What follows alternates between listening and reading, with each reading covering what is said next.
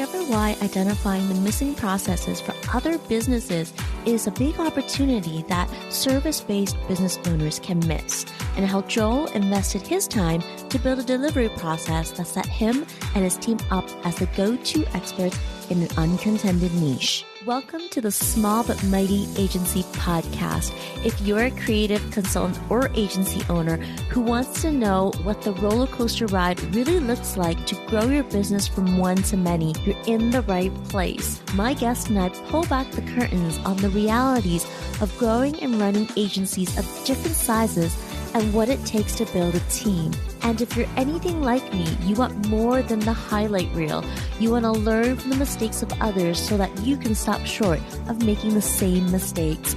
I'm your host, Audrey Joy Kwan. I spend my days as a coach and consultant to multiple 6- and 7-figure agency owners. For the last 7 years, I've been behind the scenes helping people grow, lead, and operate small but mighty agencies.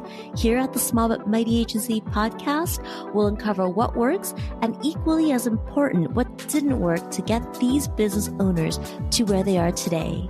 Welcome, Joe. I've been following your success for a while now. For me, your story highlights the smart pivots we take our businesses through as founders and entrepreneurs. In the service-based business world, the service and offerings we start with isn't going to be the same years down the road. It rarely is. And before we jump into a convo about pivots and niches, tell us about your agency, what you do, and who's on your team. Sure, yeah. So Case Study Buddy, we launched kind of in 2016. It was a spinoff of my original business, which I'm sure we'll talk about later.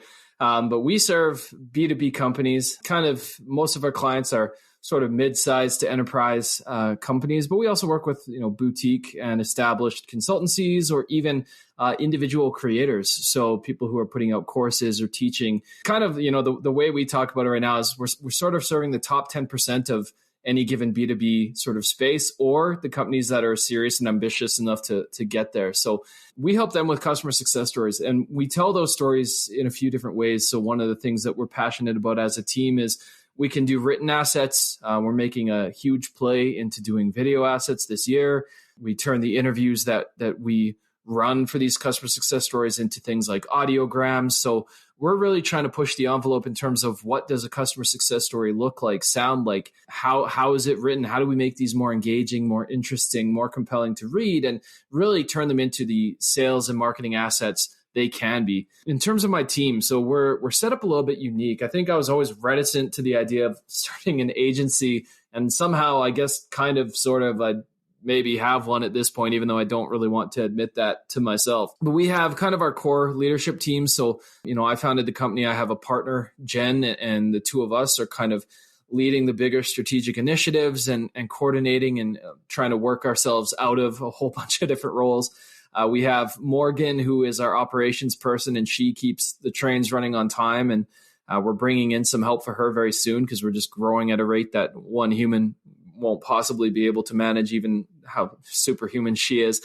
We have then everyone else on our team is a subcontract for the most part. So we have a few people on long-term retainers, like our lead writers, our lead interviewers are on long-term retainers. And then we have contractors who work with us on a project-by-project basis ongoing. And those are everyone in Case Study Buddy gets to specialize. So our interviewers only interview, our writers only write, designers just get to design. Everyone gets to focus on doing one piece of the customer success story process really, really well, which is kind of a unique setup compared to how some other people sort of structure their companies. So we're unique in that today, right now, everybody's a contractor. That might change in the next 6 to 12 months. And we've got a team of just around, I think, as of today, we're 22 or 23 in all these different areas. So that's what we do. That's who we are. And that's what we're excited about. I love what you pointed out there, that you have a unique organizational structure. And I do agree. I also know that Case Study Buddy wasn't your first business, and you've gone through this number of iterations to get to Case Study Buddy. Can you start off by telling us how you got started? Yeah, definitely. So I went out on my own in 2013. I used to do SEO agency side, which, there's a long story of how I fell ass backward into doing that. But I went off on my own in 2013 because I saw a real opportunity out there in the content space. At the time, every major agency really started to care about the written word, especially in the digital space. It used to be this afterthought, and all of a sudden it was the most important part of their process. So I left the company, the agency I was working for in 2013, went out on my own. And originally I was doing content. So I was writing blog posts and ebooks and white papers and that sort of thing. And within, a year and a half of being out on my own, I was introduced to the space of conversion copywriting. And conversion copywriting is kind of the grandkid of direct response. It's salesmanship in print, but it's a little bit different. It's all digital. There's a lot of, this beautiful blend of psychology and analytics and understanding how people make decisions and how they behave, and then turning that into copy that sells. And so I fell in love with that space because it married up this creative writing streak that I'd always had and this analytics that I'd learned to love while I was doing SEO. So within a year and a half, I began really focusing on writing landing pages, websites, sales pages, email series, really focusing on conversions. And so my process really grew and changed. And I spent most of my time interviewing people and running surveys and watching recorded user sessions and diving into analytics. And to this day, that is my own consulting work. That is my own copywriting work. When I take on projects, I've been very fortunate to build a great reputation in that space. And so I still consult on that front, and I still do conversion audits and copy audits. But a couple of years into that, I was working on a major conversion copywriting project for a company called WP Engine. And one of my points of contact there was this amazing guy, really sharp, influential man. And project went well. And he had been someone that I enjoyed working with on it. And he came to me after that project and said, "Hey, I advise this little startup called Pingboard, and they need a customer success story.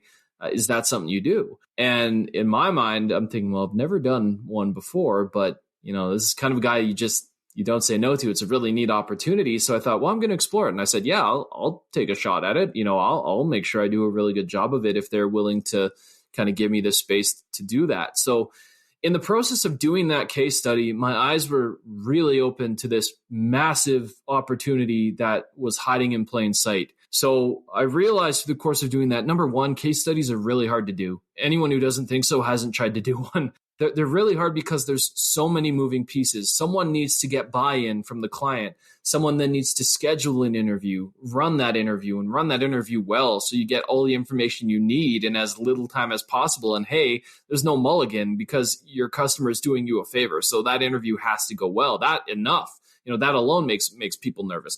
But not only do you have to run a really great interview, but then it's a matter of picking, okay, well, what parts of this story do we tell? How do we tell it in a compelling way? It's not just problem, solution, results, but how do we turn this into something people want to read? How do we get those juicy details and metrics? And so the more that I worked on this project, the more I realized, okay, case studies are way harder than people anticipate. And then through discussions and kind of looking around, another realization was, okay, every B2B organization needs these, but almost no B2B organizations have a process for it or even know who owns this function internally. There's an argument. Is this sales' job? Is this marketing's job? Sales certainly needs these assets, but they don't have time to produce them. Marketing, wants to put these assets together, but doesn't always have the buy-in or relationship with sales. So there's this real dichotomy of well, whose job is this? And so it gets pushed to the bottom of the priority list. And so nobody owns it, so they don't get done. And they also don't get done because, again, they're so hard to do. So here was an asset that's hard to do, everybody needs, organizations don't really have a process for, you can charge a premium for because of everything I just mentioned. And then the icing on the cake was, okay, I got to the end of the project and thought, surely someone has put up their hand and said, all right, well, this is where I specialize. We've got a company and this is all we do. And we do it really, really well. And so I Googled it. I started looking around and it was a wasteland. It was, one woman who was the clear specialist, the clear top of the market, and she couldn't possibly own the whole thing.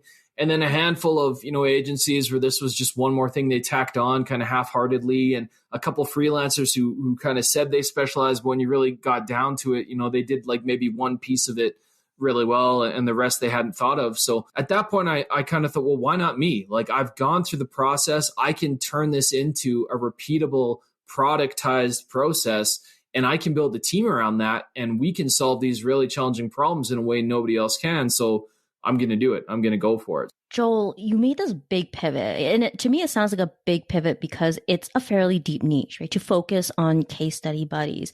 Some would say that such a deep niche is limiting. What do you say to that thinking? Well, I mean, here's the thing, and this has been the way I've thought about this my whole career. I mean, what mental real estate do you want to own? We fool ourselves into thinking that there's strength in going broad. Well, if I do SEO and PPC and I design websites and I develop websites and I do it for everybody, then everybody will hire me. And what happens is you become more limited because nobody knows what you stand for or what you specialize in. Like nobody knows how to refer you because, oh, well, they do great work, but they kind of do a little bit of everything. They do, lots of things okay, but nothing really, really well. So, I mean, yeah, there definitely are. I'm not going to pretend there aren't challenges to focusing solely on one asset. But again, it comes back to like, who else do you know of, even person listening to this podcast that specializes just in doing customer success stories? Probably nobody. That makes us, once you've seen our work, the easiest possible referral because we are so well niched down. It's so obvious what our value add is. We know exactly who we are and what we do and how we get it done. And so even though, we're not broad in terms of service offering, we don't have to be because this need exists in every B2B business. This itch, this is an itchy thing that we can scratch for a whole lot of different companies. And so we don't have to scratch other things. Like you want blog content, we can turn a case study into a blog post, that follows a certain format, but we don't exist to do anything else. And so, yes, like it is limited in terms of scope, but there's power in limitations. The other thing is because we're so focused, we can build the best process around solving a particular problem instead of having to build a whole bunch of processes around solving a whole bunch of different problems in different fields. And we can hire people who are really aligned with the piece that we do and really, really good at doing the piece that we handle. We don't have to try to resource, okay, well, we need someone who's deep on ads, and then we need someone who's deep on SEO, and we need an analytics person. Like focus, I think, for us anyways, is a superpower. And the niche is not so small that we'll ever tap it out. Even if we, ran the most aggressive sales and marketing campaign on the planet, we can never, even us with the team we have, we can never serve the entire market. So we're narrow in terms of focus, but the opportunity is super broad. And because we're easy to remember, easy to refer, and specialized in solving this one specific problem, we've been able to get in with organizations that I never dreamed of when I started this company. Companies on the Fortune 100 are coming to us. I'm like, what? You have this problem too? And yeah, they've got this problem too. So, there is actually some sneaky hidden power in limiting yourself and focusing down and in not trying to be everything to all people. Yeah, I tend to agree with you. I think that the marketplace, and especially in marketing, there's a saturation of service providers trying to do all the things. And so when I first came across Case Study Buddy, that was what I was most intrigued by, is the fact that you guys are such a big specialist. Now, I want to backtrack a bit and ask you, Joel, to tell us a bit more about how you took being a conversion copywriter and then went to market as a person who wrote case study buddies. How did that happen? I'm sure it wasn't overnight. What did that transition look like for you?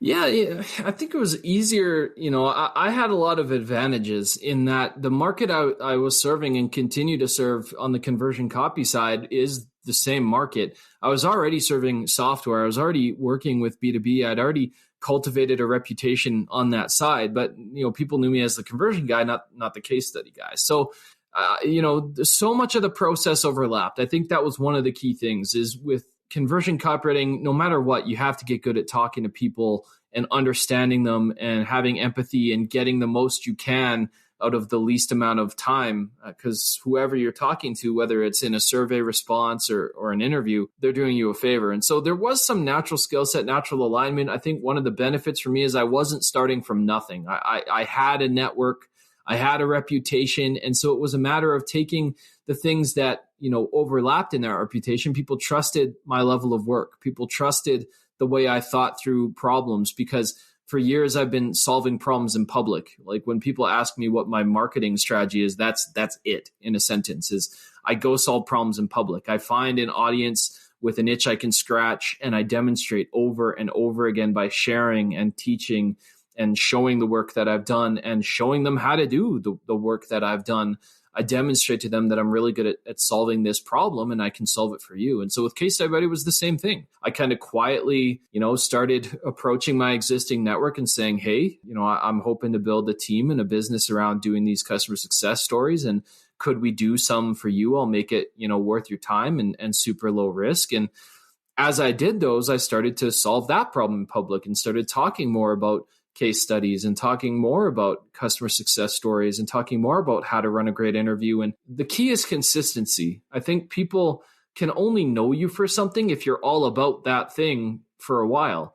When I came out of the SEO world, people knew me as an SEO. I had to get them to see me as a conversion copywriter or a content producer. How did I do that? Well, first and foremost, I started kind of doing the work, and then I talked about the work and solved problems in public and positioned myself as someone who could solve that problem. And soon enough, people, saw me that way. And I owned a new piece of mental real estate for them. When they needed to refer a conversion copywriter to a software business, I was the guy.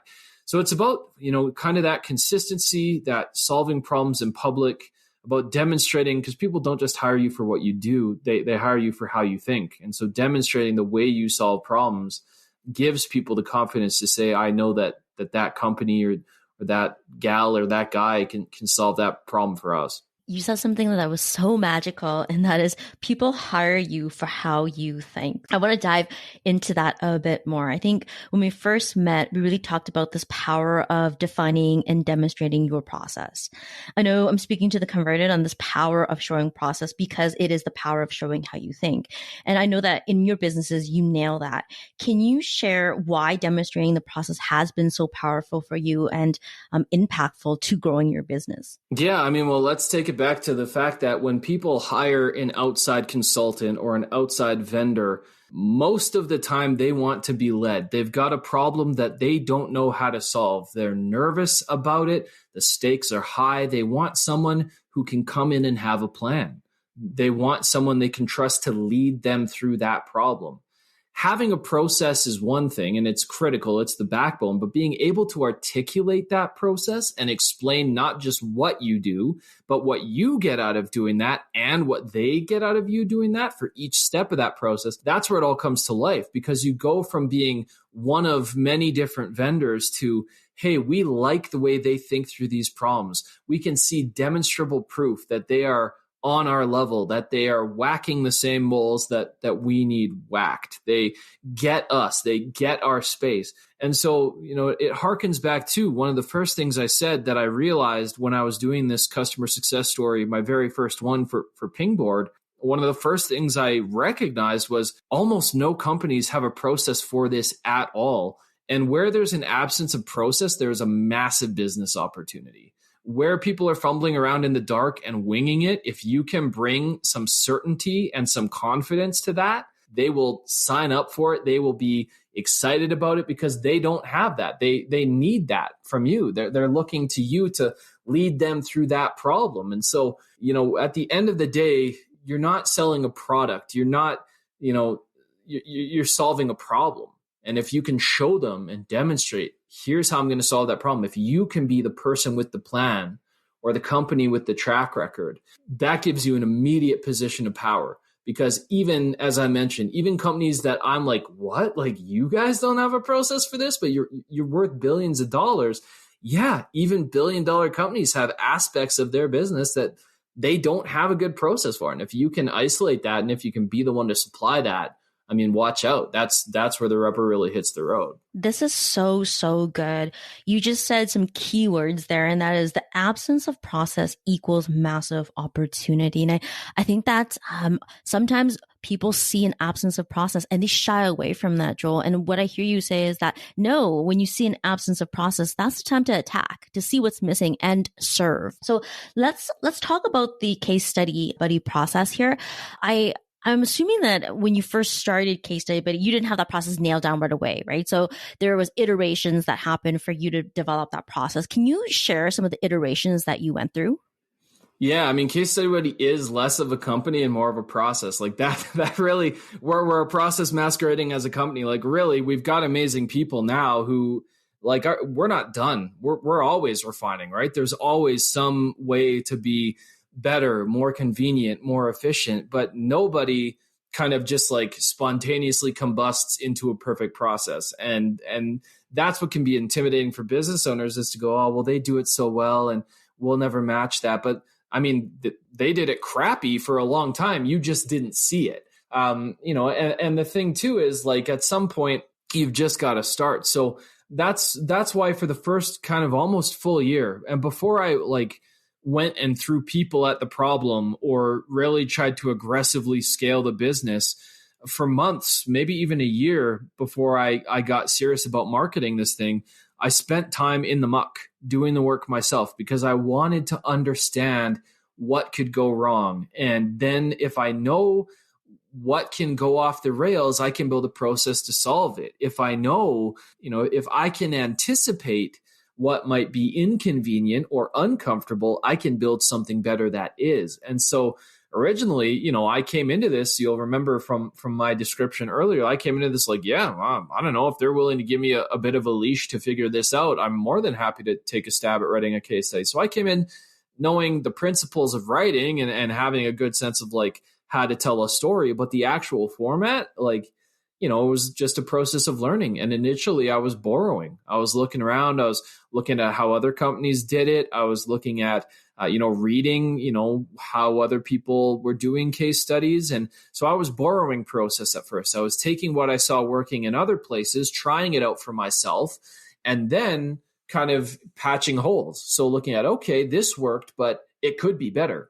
And so I borrowed at the beginning. I used other people's kind of process as inspiration. I took the pieces that made sense for me or that I saw really working well, and then I built on top of those. So I started with nothing, borrowed, built on top of it, and now we've got things that are entirely our own that we know nobody else is doing. But we couldn't get there without first going through the process of, kind of cobbling things together. So it's been an iterative process, but if there's one big takeaway there, I think a lot of business owners think, oh, I'm ready to scale. So I'm going to go out and get people. And the dumbest move I think you can make is to throw people at a problem without even a rudimentary process for them to kind of build off of to begin with. Or if you're going to hire someone, they've got to be a process builder, not just if I would have just gone, case studies. Yeah, there's the opportunity, and started hiring writers, it would have been chaos. It would have totally failed because everyone would have had their own ideas about how to get this done. So process should precede people. And I think before process comes purpose. So understanding why are we doing this? Why is this worth doing? What do we want to be by the time, what will it look like if the process that we're going to build works? What's the big goal? So if you start with the purpose or the end in mind and then build the process towards it, then you can bring on great people and they'll help you fine tune that process over time. Now my team makes our process better. They spot the gaps. It's not on me anymore because now they're in the weeds doing the work and seeing, even in this thing we've fine tuned for a while, they're seeing the opportunities to continually make it better. There are so many takeaways in what you just said. I know you said there's one takeaway in there, but there are so many in there. And so I want to talk about what you had just said. You said something that really caught my attention, and that is that you have to spend time in the muck to understand what can go wrong. And that's part of doing the work before you bring the people in, or i.e. throw people at it. And in order to do that, to spend the time in the muck, you mentioned a couple of steps that you took, and that's borrowing process at first, trying it out, and then patching that process to make it work for yourself or your business before you bring the people in. I think that's so key because you're really giving people the step-by-step way of how do you adopt a process to be your own when there is no process out there. And I want to talk about you actually bringing people into the process. So at what point did you start bringing people into the process? Right now you have a partner in the business. So was that the first person you brought into Case Study Buddy, or did it work out that you brought contractors in before you had a partner? Share how you built the business, or the people in the business, I should say. Yeah, I mean, it's a little bit cloudy. So the exact order I might get wrong because it happened in tight succession, but I kind of as soon as I saw the opportunity and as soon as I had the concrete idea for Case Study Buddy, my immediate realization was, okay, I can't do this alone. My own consulting work, my own conversion copywriting, that functions great as a one-man business. It could be just me and my stuff, but if I wanted to scale, I knew, number one, I wasn't going to go whole hog into Case Study Buddy like right off the bat. So even just that alone, I needed help managing it, growing it. I knew from the start, like, this is too big a thing for me to try to do unless I shut down my other work. And I wasn't willing to do that. And so if I'm recalling correctly, I'm pretty sure I went to Jen at that point. It might have been, this is where it's a little cloudy, but I'm pretty sure I went to Jen at that point. Jen and I had worked together agency side. She had recently gone out on her own. And the one thing I knew I knew a handful of things about Jen, having worked with her for a while, but I knew that Jen was someone that her and I could argue and still like each other at the end of the day. I knew that Jen was amazing at business development and project management, two things that I'm good at, but I knew I could be better, and Jen outclassed me on that front. And so I thought, okay, I'm going to need help growing this and managing this and getting clients in. And so I approached Jen with the idea of, would you be willing to come in on this? And I knew Jen, we share a history in the agency, like I said, and I knew Jen wouldn't want to be part of anything she didn't own. And so while it was a risky play, we kind of had a handshake agreement at the beginning. They're like, okay, we don't know what it is right now. We know that we're going to figure it out. Like, the company's too small for it to make sense for us to go to lawyers and like draft all this up. And maybe that's a mistake if you don't really know the person, but I trusted Jen. And so we had kind of a handshake agreement. It's like, okay, at some point you will own on paper a part of this company. We'll determine what that is when we know if what we've got is real. And so Jen was one of the first. And so she came in and kind of started helping there. Now, whether Jen was the very first, this is where I'm not totally sure if I remember, because again, it happened close together. But one of the first people I brought in was Steve Peters. He's now our lead writer. So he was working with me as a contractor on the business casual copywriting side. That's my other business. And so it was a natural fit. He was already doing work with me on the blog writing front, on the conversion copy front. So he was one of the first people to come in to kind of help carry the load and work together to define, the formats and templates that we would write to. And then not too long from that, I brought in an interviewer, and that's Lindsay. So Lindsay, I recognized there would be a bottleneck if I had to both interview the customer and write the story, or if Stephen had to interview and write the story, there'd be a natural bottleneck. And so rather than trying to make him carry all that, I thought, well, I'll find someone who's just like a journalist who's really good at interviewing people.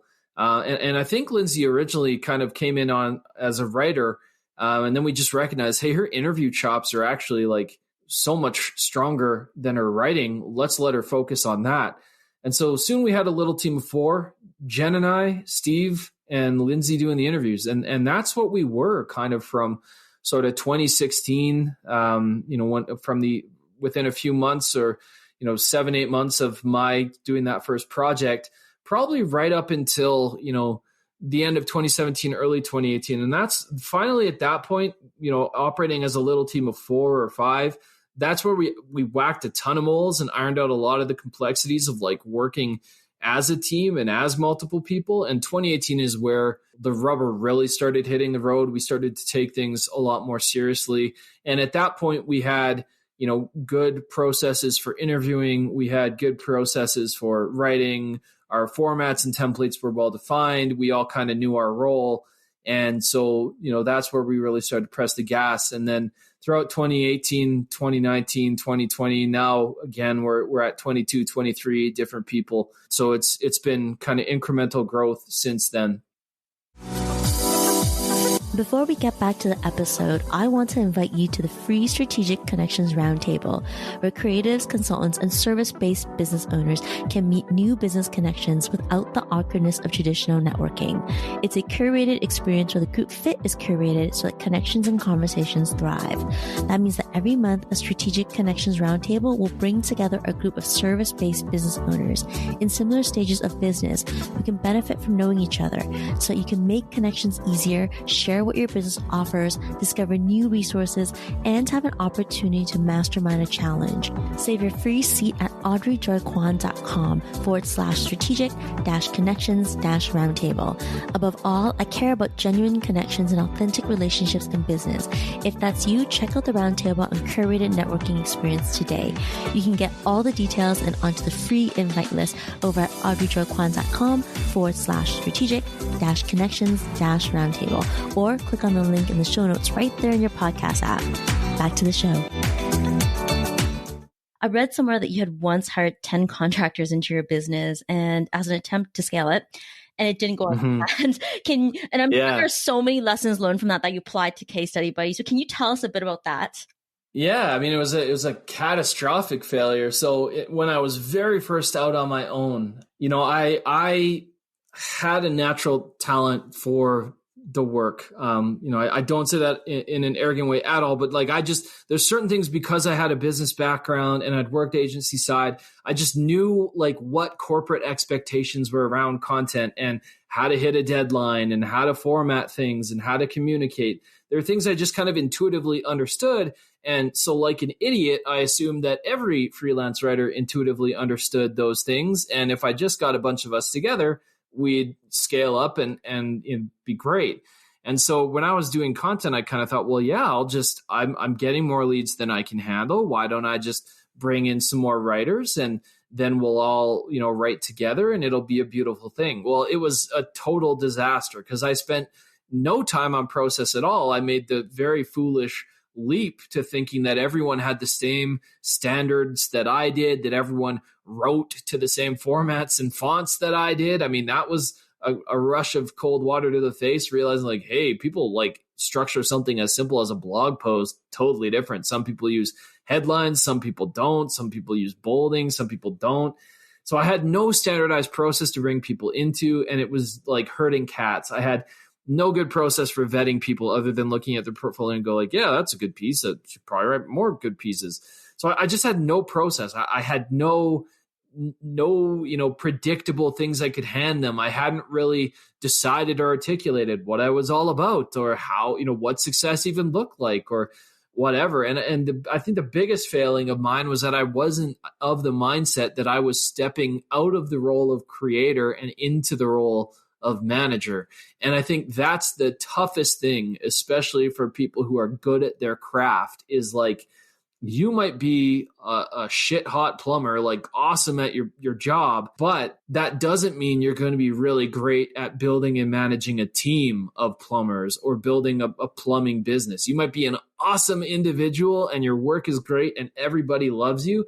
That does not immediately qualify you to build out an entire company of plumbers. It takes a totally different skill set, a totally different mindset. And if you waltz into it thinking, yeah, everybody, will care as much as I do and follow the same process I do and communicate the same way I do, you're in for a world of hurt. And so it sounds obvious now in retrospect, right? People listening are probably oh, what a dummy. But it's easy to make that mistake. It's easy to assume things because you're just so busy, preoccupied with the opportunity, you kind of forget the reality that working with people is hard. It's amazing, it's rewarding, and when it works, there's nothing better. But working with people is not just smiles and nods and rah, rah, rahs. There's got to be some structure. And if you don't provide that, I mean, you're in for a world of pain. Yeah, I tend to agree with you just because I work with creative entrepreneurs, and oftentimes the creative person doesn't equal the best manager. They're two very different skill sets, and the managerial skill set is something that is learned over time. And so going back to how you ended up bringing Jen into the business, you mentioned that the time when you started Case Study, but you had kind of had an idea of who you work best with, right? There was a criteria here that really helped you bring Jen on, and that is you wanted to bring someone who you could argue and still like each other. I love that. I think when we're looking to bring people into our business, we want someone who is going to come in and tell us the truth, and there's going to be just honesty and authenticity in that relationship. But in addition to that, when you brought on Jen, did you have a clear idea of what areas you knew you needed to fill that you just weren't very good at? And because you had that list of things, you knew who to vet for this partnership. I mean, personality fit was a huge one, but the biggest points of need I recognize were someone's got to manage these projects and someone's got to do the biz dev. And I just knew, again, like my time is so limited. If I'm also doing conversion copy projects and other things, I can't manage these projects effectively. So I knew, Jen, like I say, I wanted someone who was a great communicator, someone who had a proven track record of building businesses, someone that I got along with and could disagree with, and it wouldn't be the end of the world. Someone who like would take it seriously and had the same ambition and motivation of building things and was excited to do that. And I knew, like, I didn't go on some grand exodus looking for a partner. There was only ever Jen. It was only ever going to be her. I didn't shop around. I didn't look around. When the idea occurred, it was literally, I should partner with Jen. Not even like I should bring in a partner, but right away I was like, Jen would be ideal for this. And so, that's me. That's not going to be everybody, but everybody told me, I got counsel on it before, right? I didn't blindly waltz into this. I talked to other people and I asked them, like, what's your take on partnership? Like, one of the things I'll never forget is someone that I looked up to, Christina Halverson. I still look up to her. She runs an amazing company on the content strategy side of things. And she got on a call with me and she talked with me about the realities of partnership and how it is like a marriage and how, when things work, they really work. And when they don't, they really don't. And the importance of, like the unsexy stuff, like lawyering up and making sure everything's clear and making sure everyone knows the score. And that compatibility piece is so critical.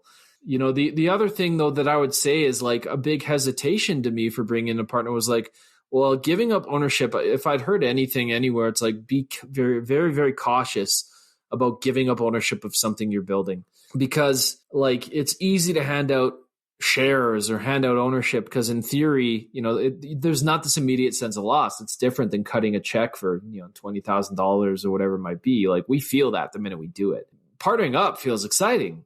But then when the company grows, and when that ownership stake means something, it can change people. It really can. And suddenly, you're thinking about the dollar signs, and with the wrong kinds of people, that can tear a relationship apart. Now you're questioning, am I doing more than they are? Are they pulling their weight? And so Jen and I had very transparent conversations about that. But a line that really stuck with me during my evaluation is like, I'd rather have, a percentage of something than 100% of nothing.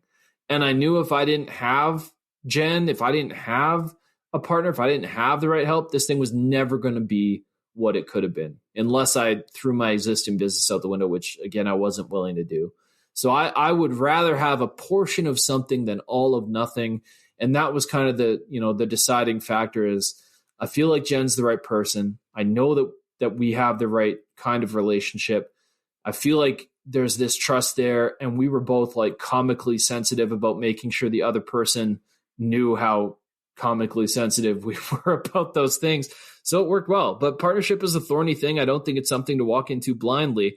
You really got to make sure you've got the right person and be even more careful if it's, a family member or a friend. Joel, thank you for sharing more about your decision to bring on a partner. I think a lot of listeners will find value in how you made that decision. Before we wrap up here, I want to ask you a question. What keeps you inspired and at your best? It's hard. It's hard. Building a business is a grind. It really is. Like, it's fun. And there are days where you're on top of the world and, it's like that Anakin Skywalker scene in this little pod racer. He's like, it's working. Like, that's how some days you're going to feel like that. A lot of days, especially one of the things I learned the hard way is when you go from being the creator, the only person handling things, there's so much control and so much, peace of mind that comes with knowing you've touched every piece and it's exactly the way you want it. And you own all the victory and all of the shortcoming. When you build a business, when you build a team, your role changes. And there are some situations where you will only ever be called in if something's on fire. And if you're not careful, that's all you're going to hear about. You can really quickly start to feel like your whole business is broken because people only turn to you to fix, to help fix things that are broken. So a big part of what has helped me escape that is creating channels to celebrate the wins as a team, literally channels to celebrate the wins. We have a Slack channel just called Wins, where we share the day to day. Like, this person's really happy. We just got this really great review. This person just tweeted about us. This client just renewed. You have to be very intentional about surfacing the things that are going well, because the bigger you grow and the further away you get from the day to day, the harder that stuff can be to see. On a personal level, I think for me, what keeps me plugging away at this is the idea that I'm learning, I'm stretching and growing.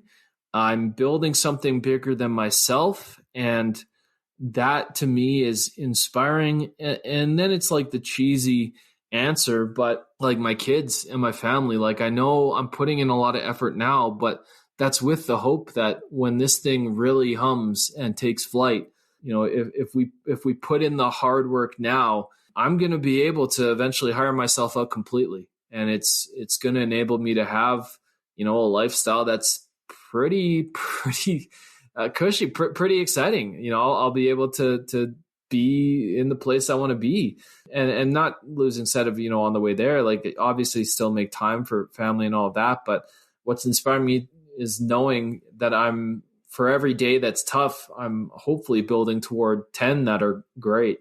So it's kind of a mix of things. Joel, it sounds like you're already taking flight.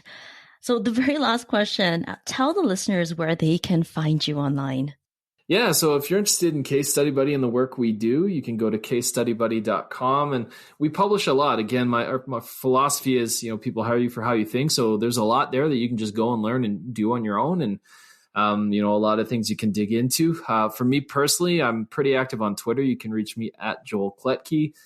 Same with LinkedIn. The massive caveat for both of those is I don't always respond quickly, but I always respond. I do my best to get back to everybody, but 2 kids, 2 businesses, too much to handle often means that I take too long to get back to people. So I'm working on that. But yeah, I'm always happy to connect with people. I'm excited to, see people building their stuff and interesting people building interesting things. Thank you so much, Joel. Cheers. Thanks for listening to the Small But Mighty Agency podcast. If you enjoyed this episode, please leave a review on iTunes. It would mean the world to me. Or send a screenshot on Instagram while tagging me at Audrey Joy Kwan.